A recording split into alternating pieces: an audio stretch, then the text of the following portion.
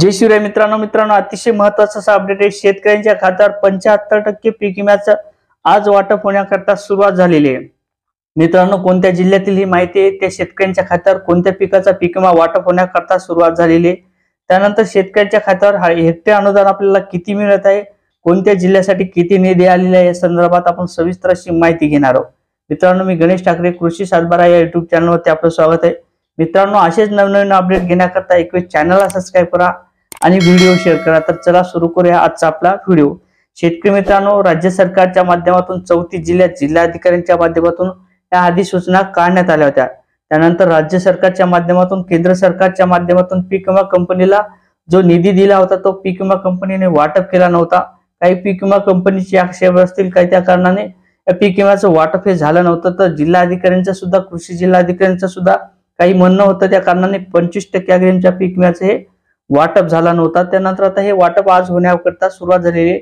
शेतकऱ्यांच्या खात्यावर हे पैसे जमा होण्याकरता सुरुवात झालेली आहे। तशा प्रकारचे मेसेज सुद्धा आज शेतकऱ्यांना येण्याकरता सुरुवात झालेली आहे। शेतकऱ्यांच्या खात्यावर हे पैसे जमा होत आहेत। त्यासाठी आता आपण सुरुवातीचा जो जिल्हा आहे तो नाशिक जिल्हा आहे। या नाशिक जिल्ह्यात 155 कोटीचा पीक विमा वाटप करण्याकरता आज सुरुवात झालेली आहे। मित्रांनो, जळगाव जिल्ह्यात 160 कोटीचा 25% अग्रिमचा पीक विमा जमा होण्याकरता सुरुवात झालेली आहे। सोलापूर जिल्ह्यात 111 कोटीचा 25% अग्रिमचा पीक विमा वाटप होण्याकरता सुरुवात झालेली आहे।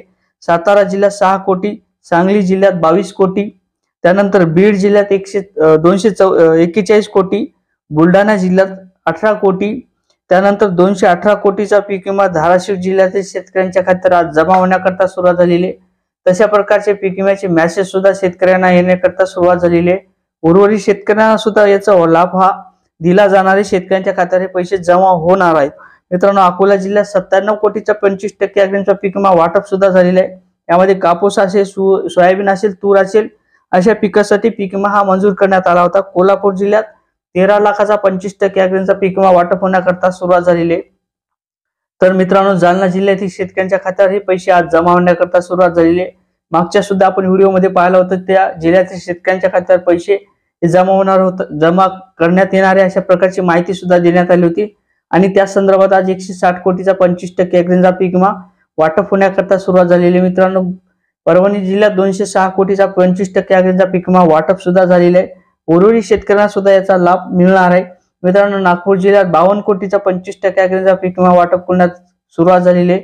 लातूर जिल्ह्यात 244 कोटीचा 25% अग्रिमचा पीक विमा वाटप करण्याकरता सुरुवात झालेली आहे। मित्रांनो, अमरावती जिल्ह्यात 8 लाखाचा 25% अग्रिमचा पीक विमा वाटप होण्याकरता सुरुवात झालेली आहे, वाटप सुद्धा झालेला आहे।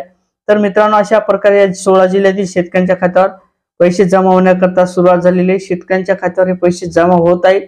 एकंदरीत राज्य सरकारच्या माध्यमातून 75% पीक विम्याचं सुद्धा वाटप होणार आहे, अशा प्रकारच्या माहिती समोर येत आहेत। शेतकऱ्यांच्या खात्यावर हे पैसे सुद्धा आता जमा होणार आहेत। तर मित्रांनो, इतर जिल्ह्याचे सुद्धा आपण नवीन अपडेट घेत राहू।